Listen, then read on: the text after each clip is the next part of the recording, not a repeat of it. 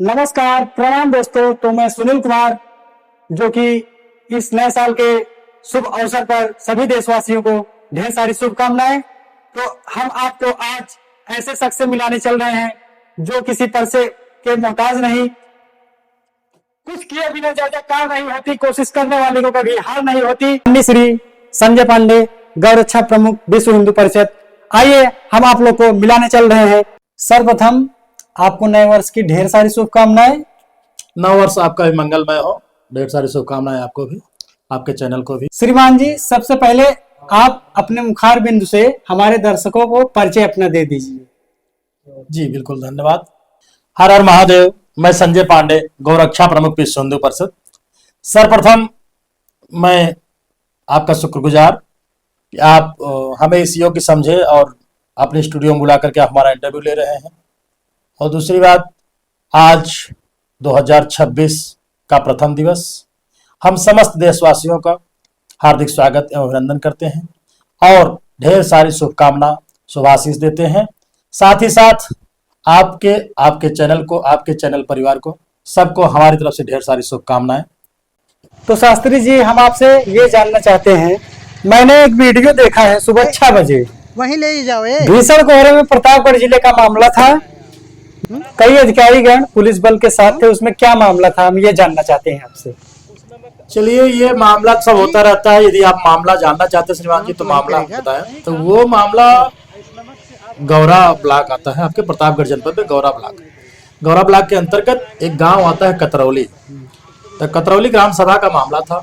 और प्रातःकाल आप इतने ठंड में प्रतापगढ़ पहुंच गए, ये सूचना और जानकारी आपको कहां से मिली? रही बात देखिए सूचना जानकारी की, तो विगत कई दिनों से हमारे पास सूचना आ रही थी कि नेवादा के पास कतरौली ग्राम सभा है, तो जहाँ पर जो एक गौशाला है, बहुत दयनीय स्थिति है।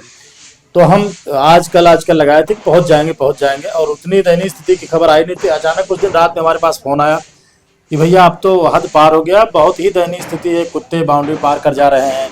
तो उसमें जो है उनके ऊपर धावा बोल दे रहे हैं गौवंशों के ऊपर, और स्थितियां कुछ इस तरह भी बयान नहीं की जा सकती हैं। और वहां पहुंचने के बाद हमने जब देखा, वहां की स्थिति से अवगत हुए हम। सर्वप्रथम जब आप वहां पे पहुंचे, वहां पे आपको कौन था? जब वहां पहुंचे थे, एक केयर टेकर थे, जो जिसको गोपालक कहा जाता है, जो गौ सेवा में रहते हैं। तो वहां पहुंचे, दरवाजा खुलवाया, अंदर गए, हमने उनसे बात की, नॉर्मली इससे बात किया कि कितने लोग रहते हैं। उन्होंने बताया कि यहाँ पर एक ही लोग रहते हैं, और सुबह 2 लोग रहते हैं, रात्रि में हम 1 लोग रहते हैं। और हमने कहा गैया कितनी है, तो उन्होंने बताया 174 गैया हमारे यहाँ है। तो गायों की तादाद बहुत अधिक थी, संख्या अधिक थी, गौपालक वगैरह 1-2 ही थे। तो उस पर हमें थोड़ा सा अजीब सा लगा। हमने सोचा देखिए इतने गौवंश हैं और इस प्रकार से यहाँ सुविधा है, तो ठंड में कैसे ये रहें, कैसे खाएं, क्या खाएं, कैसी व्यवस्था होगी। साफ सफाई बड़ी अच्छी वहाँ पर नहीं थी। सर्वप्रथम आपने सूचना किसको दी, ग्राम प्रधान को या किसी अधिकारीगण को? देखिए, वहां पहुंच करके किसी अनजाने गांव में जाकर के प्रधान जी का नंबर उपलब्ध ना होना एक लाजमी सा है। तो हम नंबर तो हमारे पास था नहीं। अब कोई भी ग्रामीण, जैसे आपके गांव में भी कोई आए तो आपसे कोई तत्काल अधिकारी का नंबर पूछे और प्रधान जी का नंबर पूछे, तो आप एक बार उसको बताने में थोड़ा सा सहमे से लगेंगे। तो किसी प्रकार का वहाँ कोई सूचना देने वाला भी नहीं होता है। तो प्रधान जी को फोन ना लगा करके हमने माननीय जिला अधिकारी महोदय को सर्वप्रथम अवगत कराया, क्योंकि जिलाधिकारी महोदय का नंबर जो है अवेलेबल होता है। तो हमने सर्वप्रथम जिलाधिकारी महोदय को अवगत कराया। जिलाधिकारी महोदय द्वारा निर्देशित किए गए सभी अधिकारियों के पास सूचना पहुंची, और सभी अधिकारियों के पास सूचना पहुंचते ही माननीय जिलाधिकारी महोदय से हमारी बात हुई, माननीय खंड विकास अधिकारी महोदय से बात हुई, सेक्रेटरी महोदय, वहाँ ग्राम पंचायत अधिकारी महोदय पहुंचे, सब अधिकारियों को हमने अवगत कराया। अधिकारियों से बात हुई हमारी, सबने कहा कि हम आ रहे हैं, आप वहाँ पर रहिए, हम सब पहुंच रहे हैं जी। उसके कुछ मिनट पूर्व जो है प्रधान जी को मेरा नंबर मिला कहीं से। प्रधान जी मेरे पास फोन करते हैं कि मैं ग्राम पंचायत कतरौली का प्रधान मुखिया बोल रहा हूँ। तो हमने कहा जी बताएं, स्वागत है। तो बोले आप कहाँ हैं, हम आपसे मिलना चाहते हैं। हम के गौशाले के समीप ही थे, और थोड़ा सा हम गांव में आ गए हैं लोगों से जानकारी लेने के लिए कि यहाँ की स्थिति क्या है, व्यवस्था क्या है, कैसे गौशाला चलाई जा रही है। तो उन्होंने कहा कि आप आइए, हम आपसे गौशाला मिलना चाहते हैं। हमने कहा ठीक है, तब तक अधिकारीगण आ रहे हैं, फिर हम भी आते हैं। उसके बाद प्रधान जी हमसे रास्ते में मिले। प्रधान जी ने हमसे ये भी कहा कि यहाँ पर बहुत से लोग आए, कुछ होता नहीं है, जैसा है वैसे चलेगा, और किसी प्रकार का बजट नहीं है हमारे पास, किसी प्रकार व्यवस्था नहीं, सरकार की दी हुई बजट इतनी ही है, तो हम क्या कर सकते हैं इसमें। फिर तत्काल जब बात हुई अधिकारीगण से, फिर अधिकारीगण अतिशीघ्रता से आते। तो वीडियो में हमने कई गाड़ियां देखी उत्तर प्रदेश सरकार की और कई अधिकारीगण आए थे। हम ये जानना आपसे चाहते हैं कि कौन कौन से अधिकारी थे, क्या जिला अधिकारी महोदय भी आए थे? नहीं, जिलाधिकारी महोदय नहीं आए थे, और जब जिलाधिकारी महोदय ही आ जाएंगे तो बात क्या रह जाएगी। अब जब उप जिलाधिकारी महोदय है, खंड विकास अधिकारी महोदय है, तो जिलाधिकारी महोदय का आना हर जगह वो नहीं है। और दूसरी बात यह है कि बीडीओ साहब से जब हमारी बात हुई खंड विकास अधिकारी महोदय से, वो बोले पांडे जी मैं तत्काल पहुंच रहा हूँ। एसडीएम साहब बोले मैं भी आ रहा हूँ, और वहाँ पहुंचे। आने के बाद तत्काल व्यवस्था में वहाँ कम से कम 18 से 20 सफाई कर्मी बुलाए गए, और वहाँ साफ सफाई की व्यवस्था चालू हो गई। बीडीओ साहब आए, बीडीओ साहब ने कहा कि भाई थोड़ी सी लापरवाही हम समझ रहे हैं, इसको मानते हैं, और अपनी गलती को स्वीकारते हुए अधिकारियों ने भी कार्य करना प्रारंभ किया। और ग्राम पंचायत अधिकारी, सेक्रेटरी महोदय व प्रधान जी वगैरह द्वारा जेसीबी बुलवाई गई, गड्ढे खुदवा करके जो गोवंश दिवंगत हो गए थे उनके लिए वहाँ समाधि स्थल बना करके उनको समाधि कराई गई। और उसके बाद इसी क्रम में जेसीबी बुला करके चारों तरफ वो पिलर गड़वा करके, जाली वगैरह करवा करके बैरिकेटिंग कराई गई, जिसमें लमसम 2 बजे तक एसडीएम साहब भी वहाँ मौजूद रहे। और उसके बाद सायंकालीन बेला के 6 साढ़े 6 बजे तक बीडीओ साहब भी वहाँ उपलब्ध रहे। और उसके बाद उसी क्रम में ग्राम पंचायत अधिकारी भी वहाँ लमसम रात्रि काल तक रहे। दूसरे दिन भी खंड विकास अधिकारी महोदय, ग्राम पंचायत अधिकारी महोदय, प्रधान जी वगैरह सब पहुँचे। और उसके दूसरे दिन निर्देश हुआ पूरे जनपद से, माननीय जिलाधिकारी महोदय ने निर्देश दिया कि जितनी भी गौशालाएं हैं वो सब पर जा करके अधिकारीगण व उनसे संबंधित जो भी हैं सब पहुंच करके वहां की जानकारी ले। और कतरौली में जो पहुंचे थे उप जिलाधिकारी महोदय, खंड विकास अधिकारी महोदय, और एडीओ पंचायत महोदय, ग्राम पंचायत अधिकारी महोदय, सीबीओ साहब, डॉक्टर साहब व तमाम अपने फोर्स बल के साथ सबके सब अधिकारी वहां पहुंचे हुए थे। और काफी अच्छा रिस्पांस रहा। जो लोग कह रहे थे कि पिछले 4 वर्षों से गौशाला बनी हुई है और गौशाला ऐसे चल रही है, ऐसे चलेगी, तमाम नेता नोती आए और चले गए, कुछ होता नहीं है।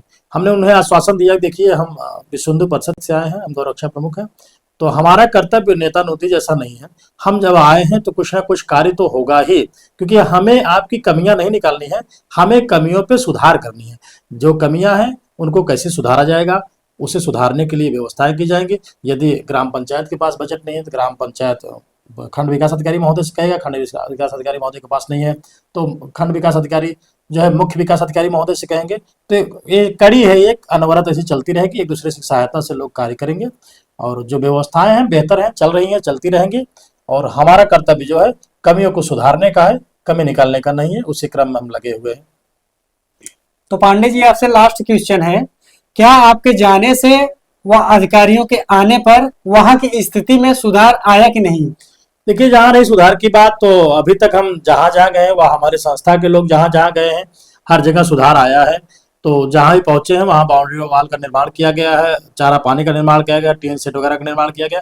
यहाँ भी यही स्थिति रही। खंड विकास अधिकारी महोदय ने कहा कि जो 350 मीटर जस्ट लगा हुआ जो है गौशाले से लगा हुआ मेन रोड तक 350 मीटर का खड़ंजा था, उन्होंने कहा तत्काल इसे भी हम रिपेयर की स्थिति में डालते हैं, वो भी रिपेयर कराया जाएगा। अंदर भी जो है जहाँ जल निकासी की व्यवस्था नहीं हो पा रही उसे जल निकासी कराई जाएगी। और जो और भी चीजें हैं समतलीकरण के अंतर्गत तत्काल जेसीबी बुला समतल कराया जा रहा था और समाधि की व्यवस्था कराई जा रही थी। साथ ही साथ वहाँ तमाम कार्य किए गए, जैसे जाली मंगाई गई, बैरिकेटिंग के लिए जाली मंगाई गई और पिलर मंगाए गए, तो उससे काफी कार्य किया गया। और अधिकारियों ने आश्वासन दिया कि दोबारा इस तरह से दुर्व्यवस्था नहीं पाई जाएगी और बहुत ही बेहतर होगा। तो हम तो कामना यही करते हैं कि दोबारा हम जब भी जाएंगे या वहीं नहीं कहीं भी जाएं तो ऐसी व्यवस्था हमको ना मिले, और पूरी संभावना है कि नहीं मिलेगी। चलते चलते ये जानना चाहते हैं कि गौवंशों को बचने के लिए ठंड से वहां पे क्या व्यवस्था है? ठंड अत्यधिक है, वही की बात नहीं है, बातें हर जगह की है, हर गौशाला की है। हमने भी निवेदन किया है और हर जनपद के जिलाधिकारी महोदयों का निर्देश है कि सभी गौशालाओं पर अलाव की व्यवस्था की जाए, 2 या 3 अलाव जलाया जाए, ताकि जो है उसके आरी बगल खड़े होकर के गोवंश जो है अपने आप को सुरक्षित और व्यवस्थित समझ सके। और उससे क्या होगा कि अग्नि की जो लपट है, अग्नि की लपट है, उससे गर्मी निरंतर उनमें बनी रहेगी। ठीक है, तो दोस्तों ऐसा वीडियो देखने के लिए आप हमारे YouTube channel Sanjay Pandey 8182 channel को सब्सक्राइब करें, लाइक, कमेंट, शेयर करें। तो दोस्तों आप सभी को बहुत बहुत धन्यवाद। जय श्री राम, जय श्री कृष्ण, राधे राधे।